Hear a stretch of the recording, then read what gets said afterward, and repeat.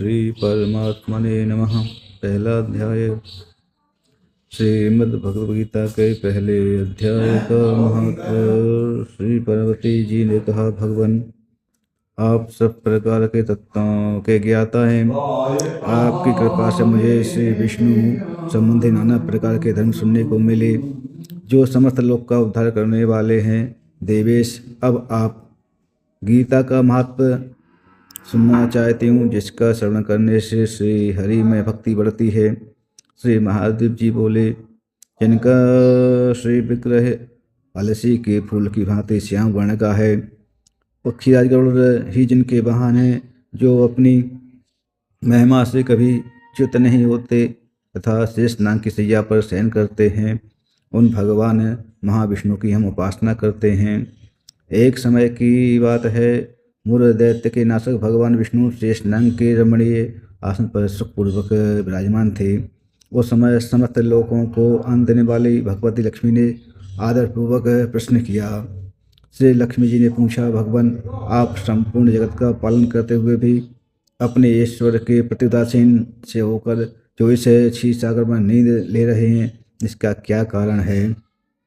श्री भगवान बोले, सुमुखी, मैं नींद नहीं लेता हूँ, अपितु तत्व का अनुसरण करने वाली अंतर्दृष्टि के द्वारा अपने ही माहेश्वर तेज का साक्षात्कार कर रहा हूँ।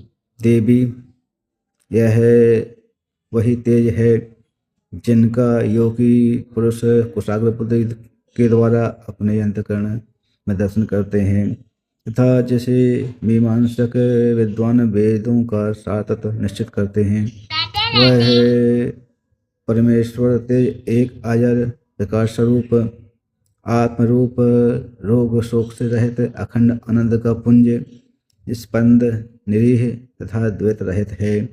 यह जगत का जीवन उसी के अधीन है, मैं उसी का अनुभव करता हूँ। देवेश्वरी, यही कारण है कि मैं तुम्हें नींद लेता सा प्रतीत हो रहा हूँ। श्री लक्ष्मी जी ने कहा, श्रीकेश, आप ही योगी पुरुषों के ध्येय हैं। आपके अतिरिक्त भी कोई ध्येय ध्यान करने योग्य तत्व है, ये जानकर मुझे बड़ा कौतूहल हो रहा है। इस चराचर जगत की सृष्टि और संहार करने वाले आप स्वयं ही हैं। आप सर्वसमर्थ हैं। इस प्रकार की स्थिति में होकर भी यदि आप उस परम तत्व से भिन्न हैं, तो मुझे उसका बोध कराइए। श्री भगवान बोले, प्रिय, आत्मा का स्वरूप द्वैत और अद्वैत, पृथक भाव और अभाव, मुक्त तथा आदि और अंत से रहित है। शुद्ध ज्ञान के प्रकाश से उपलब्ध होने वाला तथा परमानंद स्वरूप होने के कारण एकमात्र सुंदर है, वही मेरा ईश्वरीय रूप है। आत्मा का तत्व ही सबके द्वारा जानने योग्य गीता शास्त्र में उसी का प्रतिपादन हुआ है। अब तेजस्वी भगवान विष्णु के ये वचन सुनकर लक्ष्मी जी ने शंका उपस्थित करते हुए कहा, भगवान, यदि आपका स्वरूप स्वयं परमानंदमय और मन वाणी की पहुँच के बाहर है, तो गीता कैसे उसका बोध कराती है? मेरे इस संदेह का आप निवारण कीजिए। श्री भगवान बोले, सुंदरी सुनो, मैं गीता में अपनी स्थिति का वर्णन करता हूँ। क्रमशः 5 अध्यायों को तुम 5 मुख जानो, 10 अध्यायों को भुजाएं समझो और 1 अध्याय को उदर, 2 अध्यायों को दोनों कमल जानो, चरण कमल जानो। इस प्रकार वह 18 अध्यायों की वांग्मयी ईश्वरी मूर्ति ही समझनी चाहिए। यह ज्ञान मात्र से ही महान पातकों का नाश करने वाली है। जो उत्तम बुद्धि वाला पुरुष गीता के 1 या आधे अध्याय का अथवा 1 या आधे चौथाई श्लोक का भी प्रतिदिन अभ्यास करता है, वह सुशर्मा के समान मुक्त हो जाता है। श्री लक्ष्मी जी ने पूछा, देव, सुशर्मा कौन था? किस जाति का था और किस कारण से उसकी मुक्ति हुई? श्री भगवान बोले, प्रिय, सुशर्मा बड़ी खोटी बुद्धि का मनुष्य था। पापियों का तो वह शिरोमणि ही था। उसका जन्म वैदिक ज्ञान से शून्य एवं क्रूरतापूर्ण कर्म करने वाले ब्राह्मणों के कुल में हुआ था। वह न ध्यान करता था, न जप, न होम करता था, न अतिथियों का सत्कार।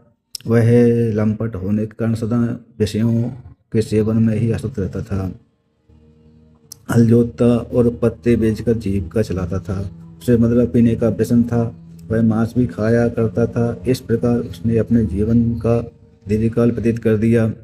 एक दिन वह मूढ़ बुद्धि सुषमा पत्ते लाने के लिए किसी ऋषि की वाटिका में घूम रहा था। इसी बीच में काल रूपधारी काले सांप ने उसे डस लिया। सुषमा की मृत्यु हो गई। तदंतर वह अनेक नरकों में जा वहाँ की यातनाएं भोगकर मृतलोक में लौट आया और वहाँ बोझ ढोने वाले बैल हुआ। उस समय किसी पंगु ने अपने जीवन को आराम से व्यतीत करने के लिए उसे खरीद लिया। बैल ने अपनी पीठ पर पंगु का भार ढोते हुए बड़े कष्ट से 7-8 वर्ष बिताए।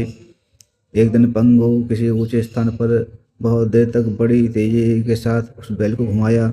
से वह थक कर बड़े वेग से पृथ्वी पर गिरा और मूर्छित हो गया। उस समय वहाँ कौतूहलवश आकृष्ट हो बहुत से लोग एकत्रित हो गए। उस जन समुदाय में से किसी पुण्यात्मा ने व्यक्ति ने उस बैल को कल्याण करने के लिए उसे अपना पुण्यदान किया। तत्पश्चात कुछ दूसरे लोगों ने भी अपने अपने पुण्यों को याद करके उन्हें उसके लिए दान किया। उस भीड़ में एक वेश्या थी खड़ी थी। उसे अपने पुण्य का पता नहीं था, तो भी उसने लोगों को देखा देखी उस बैल के लिए कुछ त्याग किया। तदंतर यमराज के दूत उस मरे हुए प्राणी को पहले यमपुरी ले गए। वहाँ यह विचार कर कि यह वेश्या के दिए हुए पुण्य से पुण्यवान हो गया है, उसे छोड़ दिया गया। फिर वह भूलोक में आकर उत्तम कुल और शील वाले ब्राह्मणों के घर में उत्पन्न हुआ। उस समय भी उसे अपने पूर्व जन्म की बातों का स्मरण बना रहा। बहुत दिनों बाद अपने अज्ञान को दूर करने वाली कल्याण तत्व जिज्ञासु करो वह उस वेश्या के पास गया और उसके दान की बात बतलाते हुए उसने पूछा, तुमने कौन सा पुण्य दान किया था? वेश्या ने उत्तर दिया, पिंजरे में बैठा हुआ तोता प्रतिदिन कुछ पढ़ता है, उससे मेरा अंतःकरण पवित्र हो गया। उसी का पुण्य मैंने तुम्हारे लिए दान किया था। इसके बाद उस दोनों ने तोते से पूछा। तब उस तोते ने अपने पूर्व जन्म का स्मरण करते हुए प्राचीन इतिहास कहना आरंभ किया।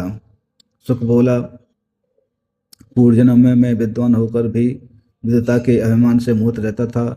मेरा राग द्वेष इतना बढ़ गया था कि मैं गुणवान विद्वानों के प्रति भी ईर्ष्या भाव रखने लगा। फिर समयानुसार मेरी मृत्यु हो गई और मैं अनेकों घृणित लोकों में भटकता फिरा। उसके बाद इस लोक में आया। सदगुरु की अत्यंत निंदा करने के कारण तोते के कुल में मेरा जन्म हुआ। पापी होने के कारण छोटी अवस्था में ही मेरा माता पिता से वियोग हो गया। एक दिन मैं ग्रीष्म ऋतु में तपे हुए मार्ग पर पड़ा था।